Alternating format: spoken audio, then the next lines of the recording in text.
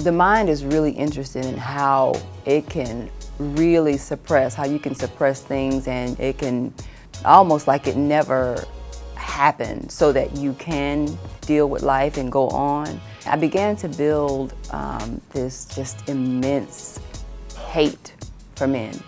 I guess the straw that broke the camel's back was when I turned 21 and I just said, you know what, I'm just gonna live it up, and I didn't come home. There was a young woman who that lived on the block with us. She said, you can see things, can't you? And I said, yeah. And she told me, don't be afraid of that gift. I just was bent on, I have got to do something with my life. It's good to be able to use my story, so I had to do it all over again, I would. I'm Shondrae Knight, and this is my journey. I know there's been a lot of speculation about my retirement and what I plan on doing next. And you know, throughout my life, I faced many obstacles. The road has not always been clear. During those tough times, I felt alone. But I prayed and I asked God for strength. In my turmoil, God reached out to me and He revealed whatever I was going through was a part of my true destiny. It was at that moment I made a decision to stop getting in the way of God's plans, because my true story of my destination was my journey. Shondrae Knight is an educator from Atlanta, Georgia, who has a passion for teaching and empowering the youth of the city. But before Shondrae could be an influence to others, she first had to find her own way through life. As a teenage mother, when I graduated, I just said, I can't do this. I can't live like this. This is just, it just shouldn't be. I understand that life is not easy, but it just shouldn't be just this. This is it. To the point where I think I went in the bathroom and cried the day of graduation, and I said, this just can't be it, God. I just know that there's more to this than me walking this child to daycare and working at a fast food. And I don't even like fast food like that. I just was bent on, I have got to do something with my life. This is not what my grandmother put in my head. She created a monster. And I said, there's no way that I can just be ordinary and live in this small town. I'm from Montgomery, Alabama, and both my parents are from there. Both parents military, but my mother, I lived with her for the first part of my life. She went into the military, and I was separated from my brothers, and I went to go stay with my father's mother. Interesting enough, when I arrived, her response was, I've been waiting on you. And you'll see later on as to why she said that. But I lived with her for about 4 years or so until my father came back, went through basic training, and I went to go stay with him. Any military lifestyle, you're constantly moving every 3 to 4 years, so we've kind of lived everywhere. And I met interesting people, of course, along the way.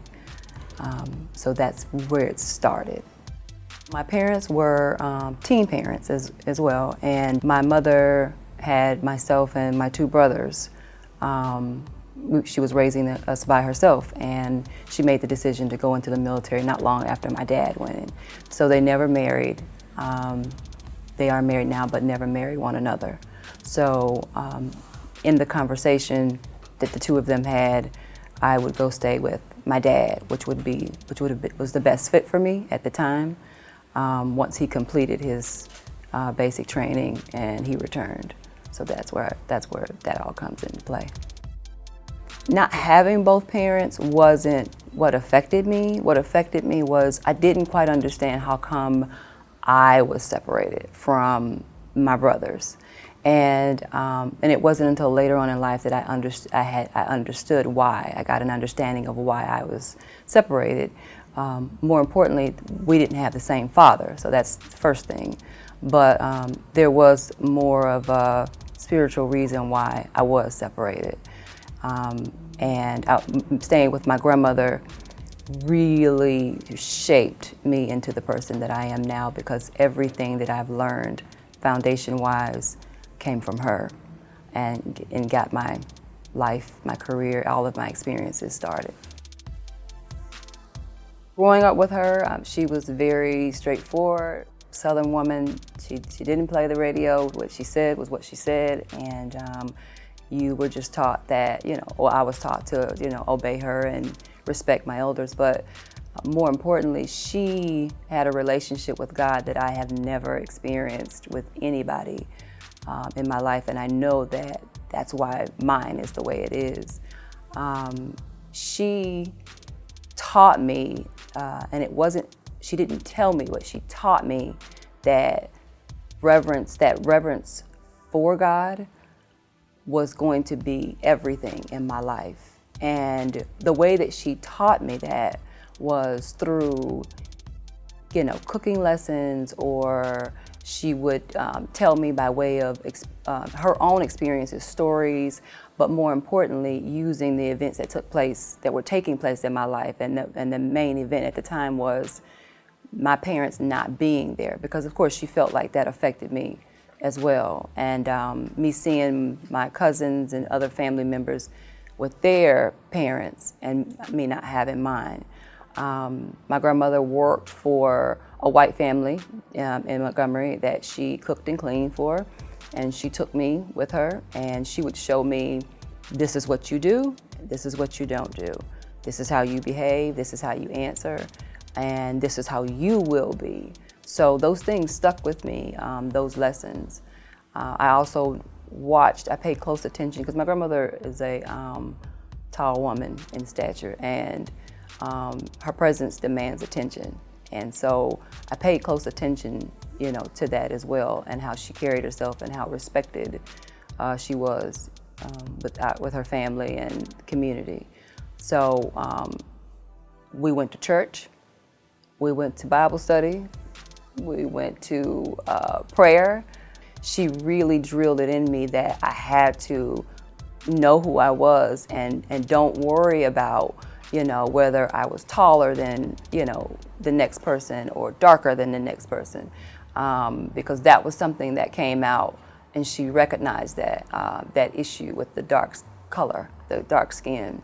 So she would constantly, sit me down and say, don't worry about that. You focus on, what's in front of you. And if at any point in time that you have a problem with it, it's not you that you are questioning, it's God. You're questioning the way He made you, and He makes no mistakes. You're perfect.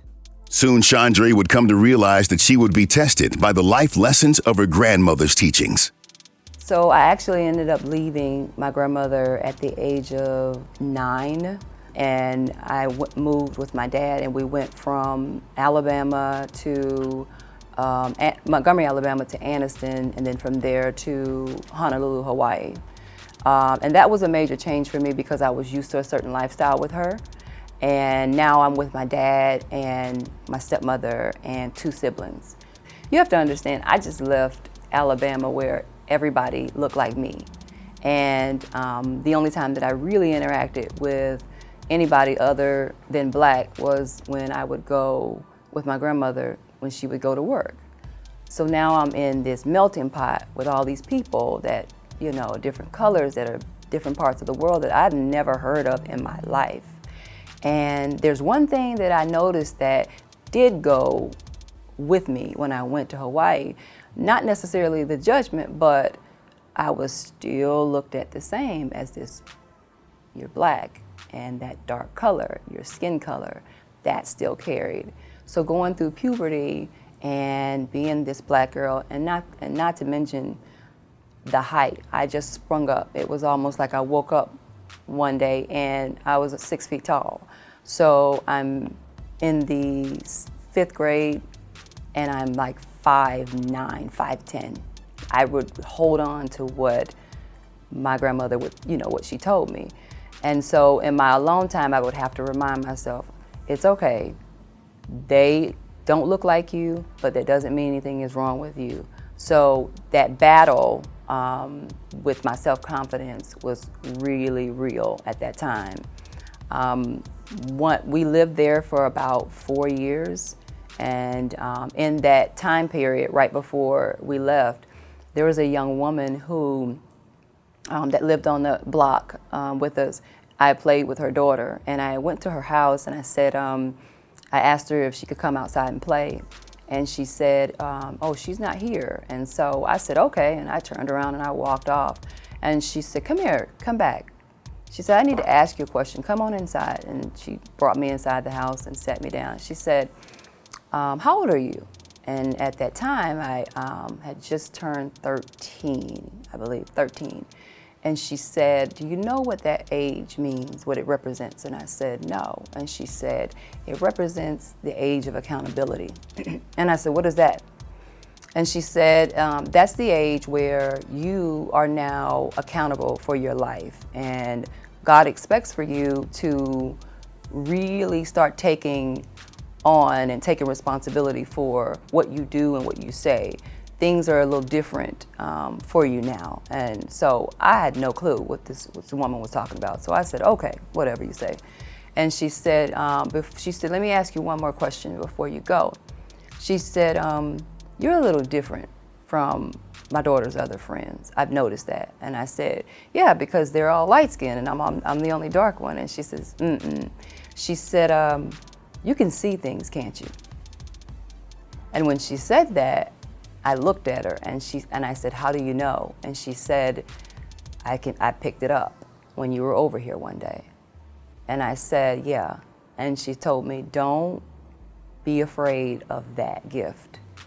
If he gave it to you, he trusts you, don't shy away from it. Whatever it is that you know that you feel on the inside, however you're being directed, follow it. That's the Holy Spirit speaking to you. And she, besides my grandmother speaking to me about that, that was the only time that I had never heard that from anybody else. Nobody else had brought that up. So not long after that happened, time went on, we moved to Indianapolis. And that's where I met my oldest son's father. And we got into a relationship, and that was my first real love, crush, whatever you want to call it. We were both in high school, and at that point in time, I was really confident in who I was. So the dark skin thing, the height, by that time, everybody was my height, so it didn't matter. And the boys could look me in my face. So I ended up meeting him. I played sports, academics, choir, you name it, whatever it was, I was in it. But unfortunately, I went against my parents' judgment, and let's say I skipped vacation Bible school and went and practiced something else. But before conceiving a child at a young age, Shondrae had another secret hidden that would not become known until later. He didn't realize it, but Pandora's box had already been opened. And what I mean by that, I had an uncle that molested me for 5 years. When I was, I want to say maybe about the age of 5, up until about 8. I was with my mom's mom, and we would go over there, but of course we would always go home. And when I would go over there, that's when it would happen. The mind is really interested in how it can really suppress, how you can suppress things, and it can almost like it never happened, so that you can, deal with life and go on.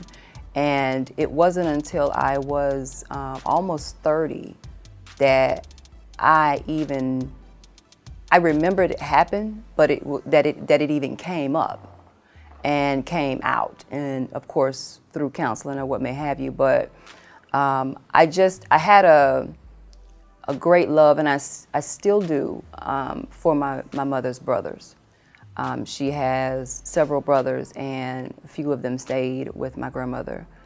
And unfortunately, I don't take up for anything that he's done, but as an adult, working with adults and working with children now who have been in that situation, I understand both sides of it.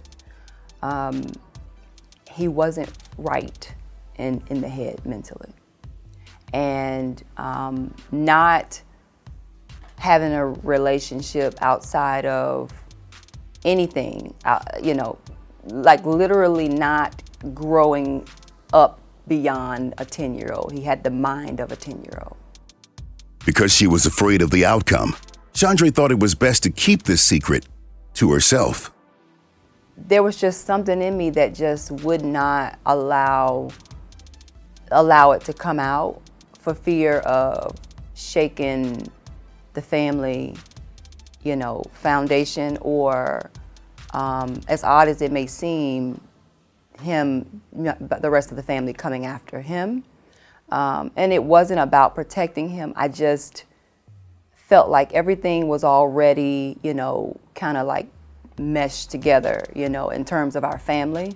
It wasn't straight up and down, oh, this is the mom, the dad, and these are the children, all from, you got the stepmom and the dad, and then the brothers, and you got the brothers over here with the mother. So I was very aware of that, and I didn't want to release it at that time. And it wasn't until I was an adult that I actually told both my parents about what happened.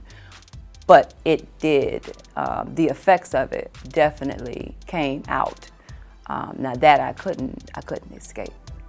Not telling anyone that she was molested at a young age forced her to grow a sense of resistance against men, including the father of her firstborn.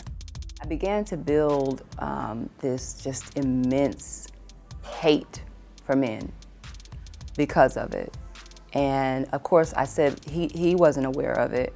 I loved him dearly and I cared about him, but that rebellion came out. The results of that molestation came out in the form of me having sex, because I already knew what it was. I knew what it was. I may not have understood it at 5 or 8 or even at 13 or 15, but I knew what the ins and outs of it were. So it came out like that. And then the dislike and the hatred for men, because I felt like, okay, well, if he did this, then all of them,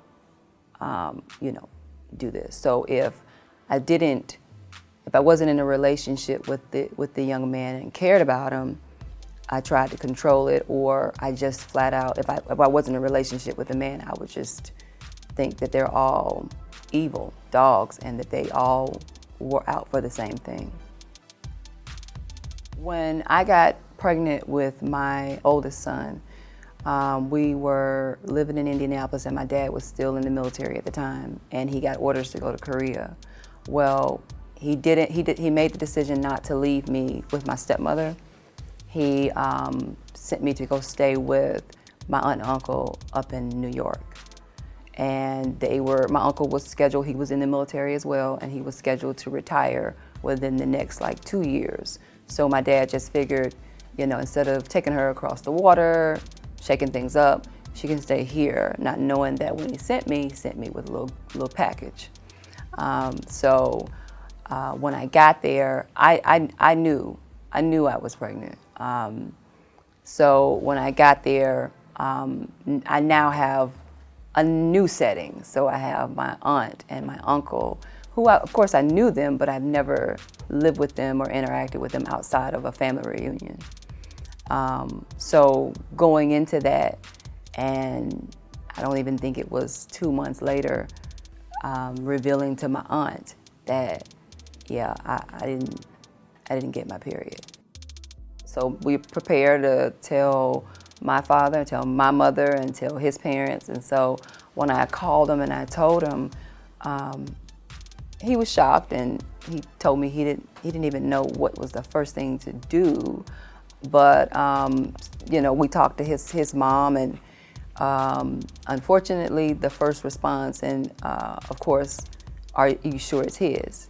You're in a different state.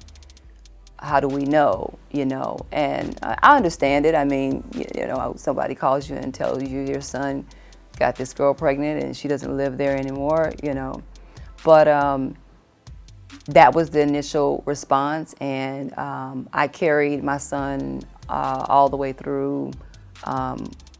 We lived in New York. The climate at the time, at the schools, I think that there may have been, I think I could count the black people on my hand. I think there were maybe five of us. And there was one other young lady in the school that was pregnant. And she was a senior, graduating, so she went ahead on and moved on. And I was the only one. Interesting enough, it was treated almost like it was a disease that they had never heard of before. It was uncommon, and I was very clear that it was uncommon because I was the only one. But the school psychologist, wanted to talk to me and asked me, was I suicidal? No, I'm pregnant. I'm not suicidal. It's just a baby guy. I understand the seriousness of it, but we're not dying here, guys. The school, in so many ways, told my aunt that I could test out and sit the rest of the semester out. So I tested out in March. School wasn't out until June. And I wasn't due until May. So they released me and I sat out. I finished everything and sat out until I had my son. Having a child at a young age has forced Shondrae to take a look at her own life and make a decision that her family would not approve. We moved back south to Augusta, and I finished high school with my son. And once I graduated high school, I got married because I realized that I was working, going to school, night school, and going to school during the day because the state of Georgia refused to acknowledge the fact that I wasn't in school all that time, so my attendance didn't match up with my credits. So they put me back in the 10th grade, which of course that forced me to go to night school to make up those classes. So I graduated, was working, taking care of my son, still living with my aunt and uncle, and when I graduated, I just said, I can't do this. I can't live like this. This is just, it just shouldn't be. I understand that life is not easy, but it just shouldn't be just this. This is it. It was interesting with the baby on the way, because at that time, I turned 19 and I was now pregnant with my daughter. Of course, my family didn't agree with it because of the age difference. He was 20 years older. When I met him, I didn't hold back at all. And we actually met at the restaurant that I was working at. And so he came there and I spoke and he spoke, and I was aware of the age difference and he was. And at that time I said, what most 18-year-olds say, I'm grown, I can handle myself. Not knowing what that was really all about. It wasn't long before Shondrae came to realize that getting married at a young age may not have been a good idea. He definitely set it up for me, the stability, the security, the money, everything was there. I didn't have to work, but I did tell him that I wanted to. And I just initially said, I'm just gonna let him, if he wants to make all the decisions, fine, I'll let him make the decisions. It doesn't really bother me, not knowing that I was getting to the point where that feeling that I felt before, like I was missing something, and I felt almost like a caged animal. I felt like, wait a minute, there's something I'm not experiencing. I want to go hang out. I want to go here. So when I would ask him, do you want to go to the club or do you want to go here? And of course his response was, no, I don't want to go. I don't do that anymore. but I'm just getting started. So that began to be, you know, an issue. There were things that I would do that, you know, he would consider them childish. Well, you know, you kind of, you know, did marry a little young, so, you know, it is what it is. So that began to be, you know, an issue. And he wanted to, you know everything that I was doing, talking to, going, and of course it became a problem. I didn't like it. I didn't like that feeling, and I began to feel like I was trapped. And I think that that's just something with me personally, that I just, when I feel like I'm trapped in any situation, I'll break free. It was maybe, I want to say, when my daughter was maybe about a year and a half, that I decided that I had had enough, and I really, really want to get out here and be a 20-year-old. By that time, 20-year-old, 21, and it was I guess the straw that broke the camel's back was when I turned 21, and I just said, you know what, I'm just gonna live it up, and I didn't come home, and that just really set things off. And of course, we got into an argument, we got into a fight, shoved each other, and it didn't turn out well. And so we ended the relationship, we ended the marriage, and attempted to go our separate ways. But when you have a child with someone, it's not just that easy to just break it off and go on. And then that whole, okay, you're really truly independent now. Now you have to get up and go to work, because there isn't another person who's gonna go to work if you decide, well, I don't feel like, you know, going to work today, or I don't want to do this, or, you know, I don't want to pay this bill. No, you do, and you've got the child, and you have to make sure the child gets to daycare and so forth. Overcoming her troubles, Shondrae is now taking what she has learned from life to help others. Going through all of that and experiencing that relationship, we ended up remarrying. Didn't work the second time because it didn't work the first time, but even going through all of that, the things that happened to me as a child, having my son at 15, all of those things shaped me into the person that I am today, and that's why I'm able to be the teacher that I am, to teach the same type of children who are experiencing the same type of issues, or have experienced trauma, or you know, who are just in need of a second chance, because most of them are in the school setting that I work in. I'm literally watching my life every day, so it's good to be able to use my story, so I wouldn't trade it for nothing in the world. If I had to do it all over again, I would, the exact same way. So it's nothing that I would take for granted. On the next, The Journey with LaMarr Woodley. You know, in poverty, you know, you have a desire to not be broke. At that moment, at that very moment, man, this still come over me, like this presence, and it was very peaceful, and it made me feel like everything was gonna be okay.